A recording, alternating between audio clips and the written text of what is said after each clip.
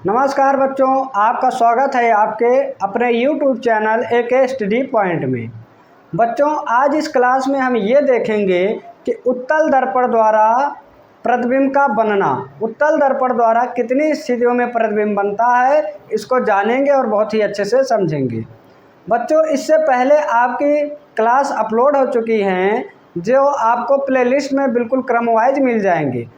यदि आपने अभी तक हमारी वो सभी क्लासें नहीं देखी हैं तो सबसे पहले बच्चों आप प्लेलिस्ट में जाके सभी क्लासों को बहुत ही अच्छे से पढ़िए, समझिए, फिर आगे आपको और भी अच्छे से समझ में आएगा। तो बच्चों आइए देरी न करते हुए चलते हैं अपने टॉपिक पर। लेकिन आगे बढ़ने से पहले आपसे छोटी सी रिक्वेस्ट है, यदि आपको हमारी वीडियो पसंद आए तो वीडियो को लाइक, शेयर और चैनल को सब्सक्राइब करना ना भूलें। आइए बच्चों चलते हैं टॉपिक पर। तो यहाँ पे हम बच्चों हेडिंग डालेंगे उत्तल दर्पण द्वारा प्रतिबिंब का बनना। बच्चों यहाँ आपकी हेडिंग क्या होगी? उत्तल दर्पण द्वारा प्रतिबिंब का बनना। यहाँ पे बच्चों आप समझ लो, जो हमारा उत्तल दर्पण होता है उससे दो स्थितियों में प्रतिबिंब बनते हैं। उनसे कितने स्थितियों में? दो स्थितियों में प्रतिबिंब बनते हैं। तो बच्चों यहाँ पे आपको ये याद होना चाहिए कि हमारे उत्तल दर्पण से दो स्थितियों में प्रतिबिंब बनते हैं। तो बच्चों यहाँ पे आप साथ साथ ये सारणी बनाइए, आप साथ साथ ये सारणी बना लीजिए, जिससे आपको और भी अच्छे से ये बिल्कुल क्लियरिटी रहे। ठीक है, यहाँ पे लिखेंगे क्रम संख्या, क्या लिखेंगे? क्रम संख्या। और यहाँ पे लिखेंगे वस्तु की स्थिति, वस्तु की स्थिति। और यहाँ पे लिखेंगे प्रतिबिंब की स्थिति, प्रतिबिंब की स्थिति। और यहाँ पे लिखेंगे प्रतिबिंब की प्रकृति एवं आकार, प्रकृति एवं आकार। और यहाँ लिखेंगे बच्चों किरण आरेख, क्या लिखेंगे? किरण आरेख। तो यहाँ पे बच्चों ध्यान से समझना कि हमारे जो उत्तल दर्पण द्वारा प्रतिबिंब बनता है कितनी स्थितियों में बनता है और वो हम कैसे समझें, कैसे याद रखें, जिससे कि अगर हमारे बोर्ड एग्जाम में हमारे सामने आ जाए तो इससे संबंधित हमारा वो चित्र छूटना नहीं चाहिए। तो बच्चों यहाँ पे आपको याद होना चाहिए कि जो हमारे पहली स्थिति होती है, पहली स्थिति में जो वस्तु होती है हमारी अनंत पर होती है। कहाँ पे होगी? अनंत पर। ठीक है, कहाँ पे बच्चों? अनंत पर हमारी पहली स्थिति में वस्तु होगी। अब यहाँ पे आपको इससे पहले वाली क्लास में बताई गई हैं सभी बातें कि अनंत से चलने वाली प्रकाश किरणें कैसे आती हैं? समांतर आती हैं। ठीक है, यहाँ पे लेकिन हम बात कर रहे हैं उत्तल दर्पण की। तो यहाँ पे आइए हम पहले उत्तल दर्पण बनाते हैं। अब जिन बच्चों को कन्फ्यूजन हो रही है कि उत्तल दर्पण कैसे समझे, कौन क्या है, तो बच्चों इससे पहले क्लास आपकी अपलोड हो चुकी है, उसमें आप जाके देखिए तो बहुत अच्छे से आपको समझ में आएगा कि उत्तल दर्पण, अवतल दर्पण, इन सब का पहचान हम कैसे करें। बच्चों ये आपका क्या हो गया? उत्तल दर्पण। उत्तल दर्पण वही हमारा होता है जिसका परावर्तक पृष्ठ क्या होता है? उभरा हुआ होता है। इसे हम क्या बोलते हैं? उत्तल दर्पण बोलते हैं। अब यहाँ पे बच्चों ज़रा ध्यान देना, हमारी वस्तु कहाँ पे है? अनंत पर। अनंत से चलने वाली प्रकाश किरणें कैसे आती हैं? ये मुख्य अक्ष के समांतर हमने आपतित करा लिया। क्या करा लिया? मुख्य अक्ष के समांतर आपतित करा लिया। अब बच्चों यहाँ पे आप पीछे देखेंगे पॉलिश किया हुआ है। अगर ये पॉलिश है तो ये पीछे प्रकाश किरणें नहीं जाएंगी, ये दर्पण से परावर्तन के पश्चात पुनः उसी माध्यम में क्या हो जाएंगी? वापस लौट जाएंगी। बात समझ में आई क्या बच्चों? इतनी बातें।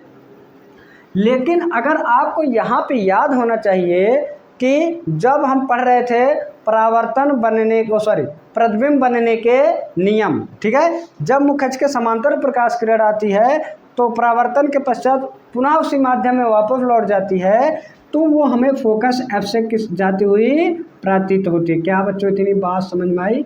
ये फोकस एफ से जाती हुई प्रतीत होगी। ये क्या हो गया? फोकस एफ हो गया और ये इसका सी हो गया। इतनी बात समझ में आई बच्चों?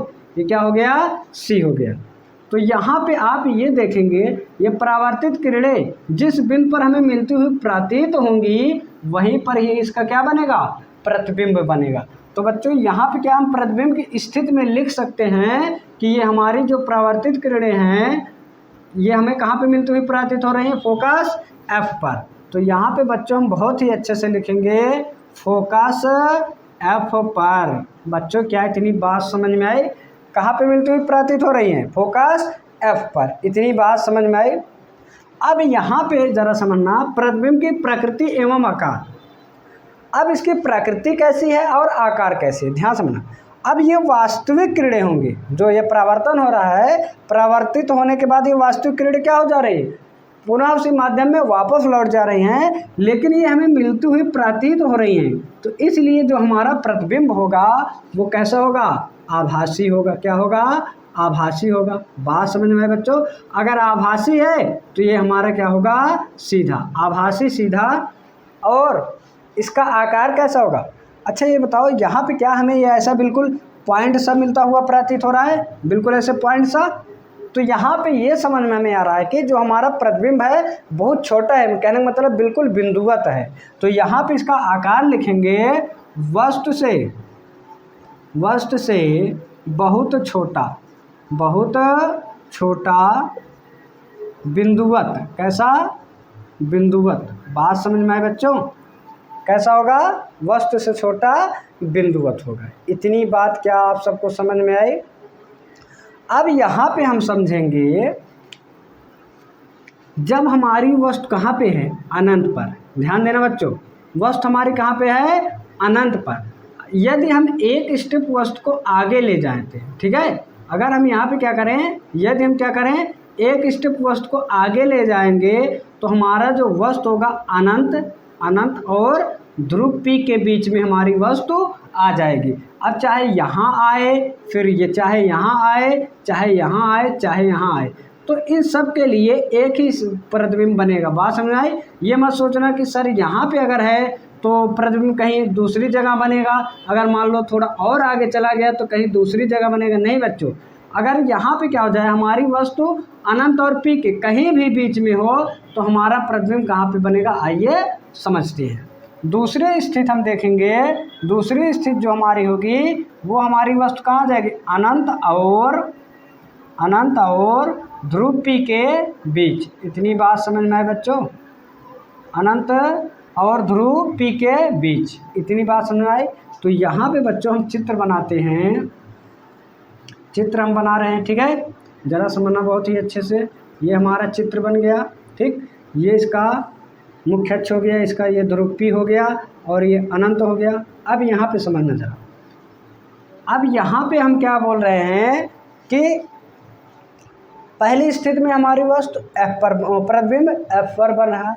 अब जब यहाँ से एक स्टेप आगे जाएगा कौन? वस्तु। तो यहीं से एक स्टेप हमारा पीछे आएगा कौन? प्रतिबिंब। क्या इतनी बात समझ में आए बच्चों? कहने का मतलब अगर हम यहाँ पे वस्तु रख देते हैं अनंत और P के बीच, तो हमारा जो प्रतिबिंब बनेगा वो P और F के बीच बनना चाहिए। तो बच्चों यहाँ पे हम A B हम कोई वस्तु रखे हैं। अब यहाँ पे पहली प्रकाश किरण मुख्य अक्ष के समांतर आपतित करा लेते हैं और ये परावर्तन के पश्चात क्या हो जाएगा? पुनः उसी माध्यम में वापस लौट जाएगा। पुनः उसी माध्यम में क्या हो जाएगा? वापस लौट जाएगा। अब अगर ये वापस लौट रहा है तो ये हमें किससे जाता हुआ प्रतीत होगा? फोकस F से। किससे? फोकस F से जाता हुआ क्या होगा? प्रतीत होगा। बात समझ में आई क्या बच्चों इतनी? अब जरा समझना, ठीक है, यहाँ पे समझना।